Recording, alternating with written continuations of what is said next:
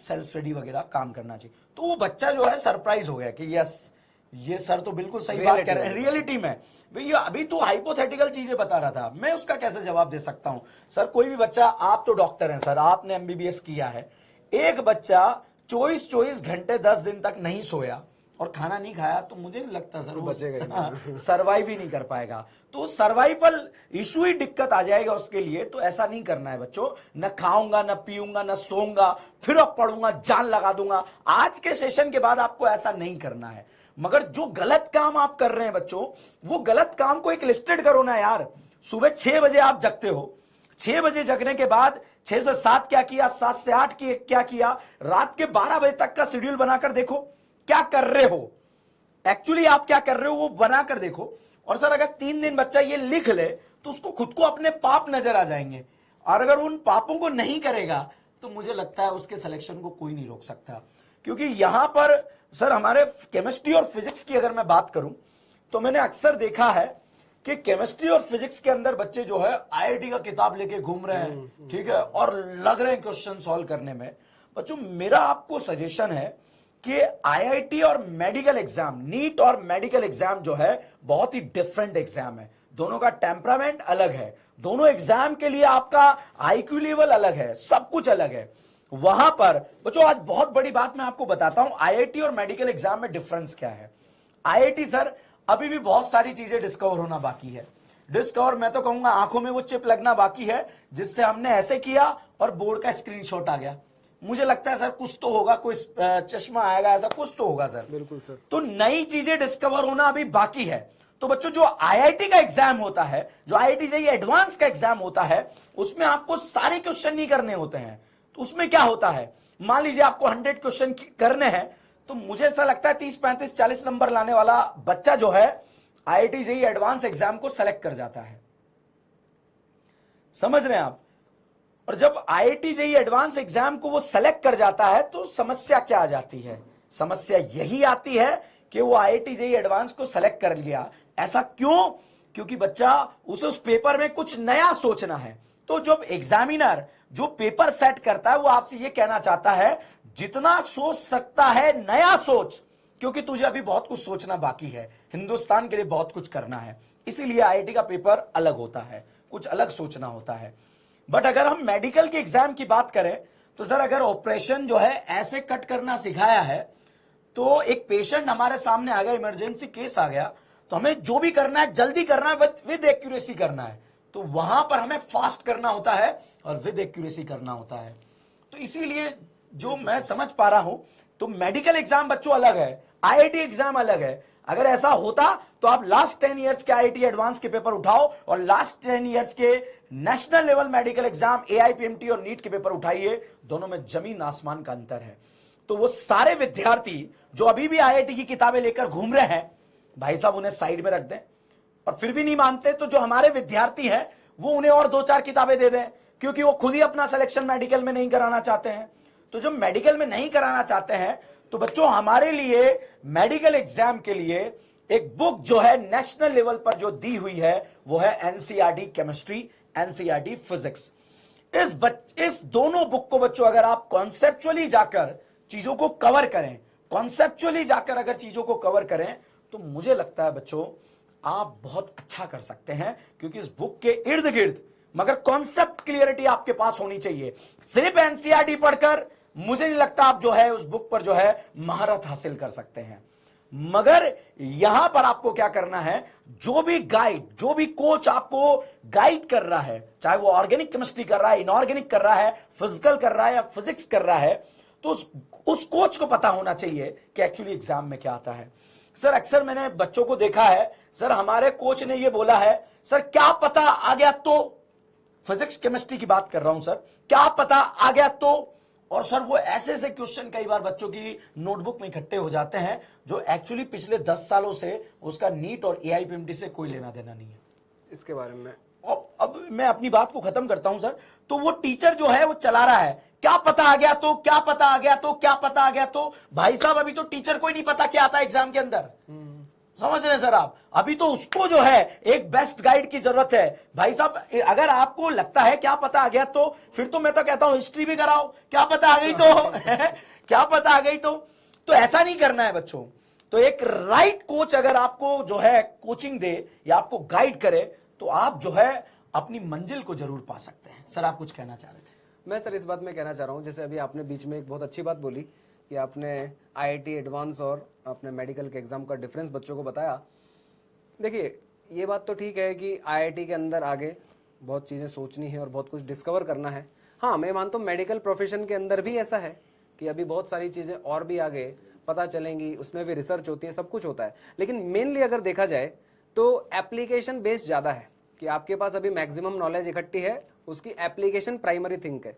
उसके बाद primary thing के बाद आप सेकेंडरी थिंग पर जब आगे जाओगे तो रिसर्च वगैरह एंड ऑल वो सारी चीजें आगे चलती रहती हैं। तो इसलिए आपका जो मेडिकल का एग्जाम है, अगर हम उसकी थीम को समझे, इस एग्जाम के अंदर ना केवल आपकी नॉलेज का टेस्ट लिया जा रहा है बल्कि आपके ओवरऑल एटीट्यूड का टेस्ट है कि आप किस तरीके से उस लिमिटेड टाइम के अंदर 180 क्वेश्चंस को कवर करते हैं स्ट्रेटेजिकली। जैसे एक बात आपसे कहता हूं कि जब कोई मेडिकल इमरजेंसी आती है, सपोज आप किसी ऐसे सेंटर पर डॉक्टर हैं जहां पर मेडिकल इंफ्रास्ट्रक्चर या स्टाफ या सफिशिएंट चीजें अवेलेबल नहीं हैं, और आपको पता है कि अगर मैं इसके साथ इस पेशेंट पर कुछ करता हूं तो यहां पर बेटर आउटकम आने की उम्मीद कम है। अगर मैं इस पेशेंट को सही समय रहते हुए किसी हायर सेंटर पे या अच्छे एडवांस सेंटर के ऊपर रेफर कर देता हूं तो इस पेशेंट की जान बच सकती है। वही चीज आपके इस एग्जाम में भी आपसे पूछी जाती है। कई बार ऐसे क्वेश्चंस आते हैं, कई बार आते हैं फिजिक्स के न्यूमेरिकल्स स्पेशली, जो काफी पेचीदा होते हैं, काफी लेंथी होते हैं। मैं मानता हूं अगर आप 10 मिनट तक उसके पीछे लगे रहें तो आप उस क्वेश्चन को सही करके उसका आंसर निकाल सकते हैं, बिल्कुल सही बात है।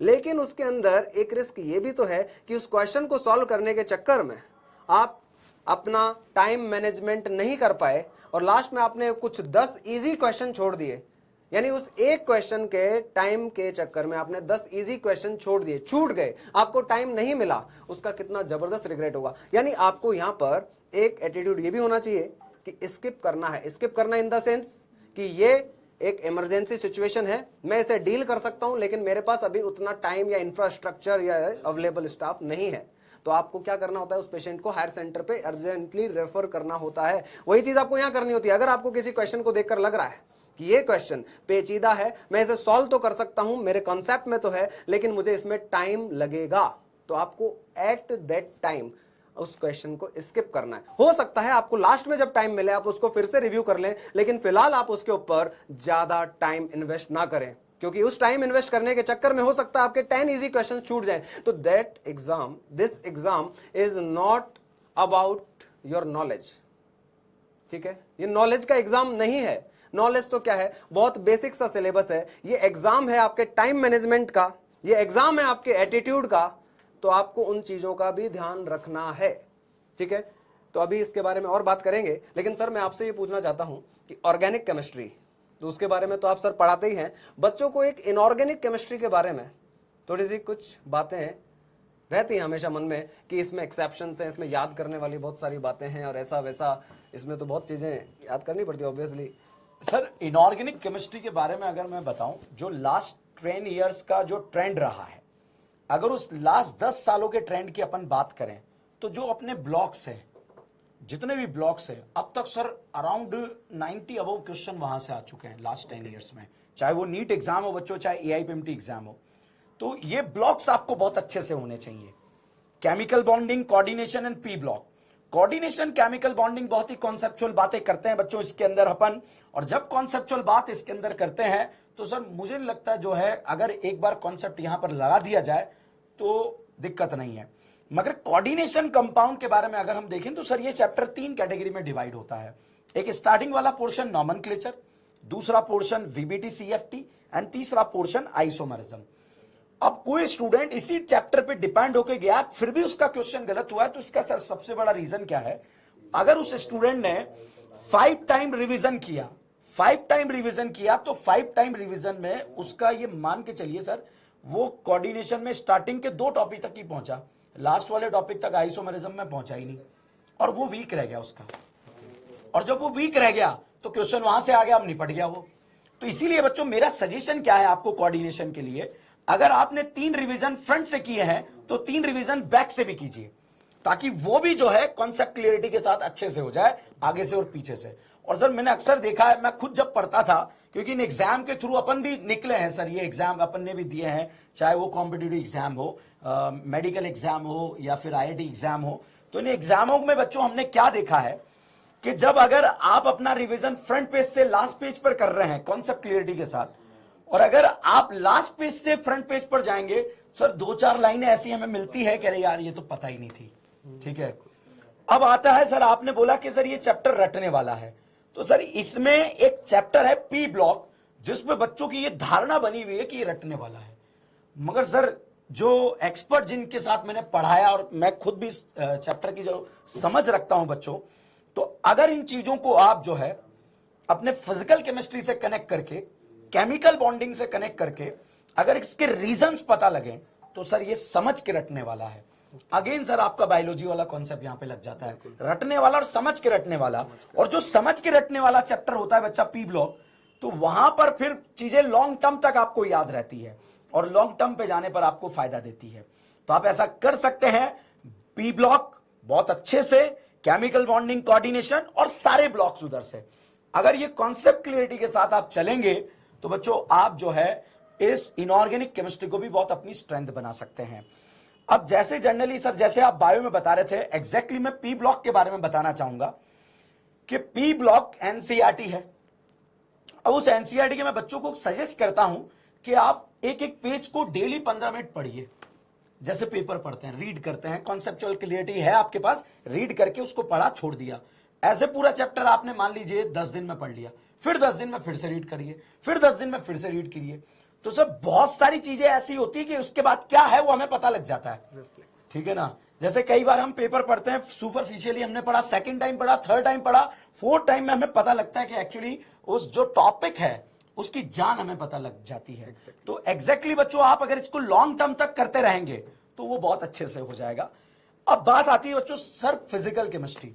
बच्चों सर मैंने देखा है कि बायो बैकग्राउंड का बच्चा जो होता है, मैक्सिमम बच्चा जब 11th क्लास में आता है, जैसे सर लास्ट ईयर 16.5 लाख करीब बच्चों ने एग्जाम दिया, उसमें से मैं ये मान के चलता हूं सर 5 लाख बच्चों ने तो बायोलॉजी इसलिए लिया था क्योंकि उसका गणित कमजोर था। ठीक है, तो गणित कमजोर था बच्चों, आप लोगों ने अपना बायोलॉजी ले लिया, और बायोलॉजी जब सब्जेक्ट आप लोगों ने ले लिया क्योंकि आपका गणित कमजोर था, तो भाई साहब हुआ क्या, आप सब्जेक्ट तो ले गए, मगर जैसे फिजिक्स और फिजिकल केमिस्ट्री पे आए, वहां पर सर मैथ्स आई, और मैथ्स से आते वो डरने लगे। तो मुझे ऐसा लगता है सर इनका मैथ्स कमजोर नहीं है, जिस दिन से इन्होंने मैथ्स पढ़ना बंद करा उस दिन से कमजोर हो गया। जैसे आज भी इनको, जिन बायोलॉजी वाले स्टूडेंट को अगर अपन 2 का टेबल पूछे तो ये बता सकते हैं, 1 करोड़ में 1 करोड़ ऐड करें बता सकते हैं, 2 करोड़ में 10 करोड़ ऐड करें बता सकते हैं। मतलब इनका गणित तो कमजोर नहीं है, मगर इन्होंने 2 के टेबल में जिस इंटरेस्ट से पढ़ा था, 17 के टेबल को उस इंटरेस्ट से नहीं पढ़ा सर, वो रिवीजन नहीं लगा, नंबर ऑफ रिविजन्स नहीं लगे सर वहां पे। ठीक है, ऐसा नहीं है बच्चों के 2 का टेबल आपको मैम ने पढ़ाया था इसलिए वो जबरदस्त रहा, और 17 में सर आ गए थे पढ़ाने तो बर्बाद हो गया। ऐसा नहीं है, आप लोगों का इंटरेस्ट जो है वो बर्बाद हुआ बच्चा, और जब आप लोगों का इंटरेस्ट बर्बाद हुआ तो ये सबसे बड़ी समस्या बच्चों आप लोगों के लिए यहां पर हो गई थी। ठीक है बच्चों, तो मुझे ऐसा लगता है फिजिकल केमिस्ट्री में जिन बच्चों का गणित कमजोर है, मेडिकल एग्जाम में इतना कोई भारी भरकम गणित नहीं लगता है बच्चों, फॉर्मूला बेस्ड चीजें आती है। जिनको अगर फिजिकल केमिस्ट्री कमजोर रह गया है, बहुत सारे फॉर्मूला बेस्ड अगर आपको पता है कि कहां पर कौन सा फॉर्मूला कॉन्सेप्ट क्लियरिटी के साथ पता है, तो आप आसानी से उसको लगा सकते हैं और आप फिजिकल केमिस्ट्री के क्वेश्चन राइट कर सकते हैं। मगर मैं मेरे काफी सारे दोस्तों के साथ जब पढ़ाता था फिजिकल केमिस्ट्री, तो वो सारे फ्रेंड्स जो फिजिकल केमिस्ट्री की नॉलेज जो बच्चों को देते थे, वो स्टार्टिंग के 2-3 दिन में इस चैप्टर को ऐसी जान भर देते थे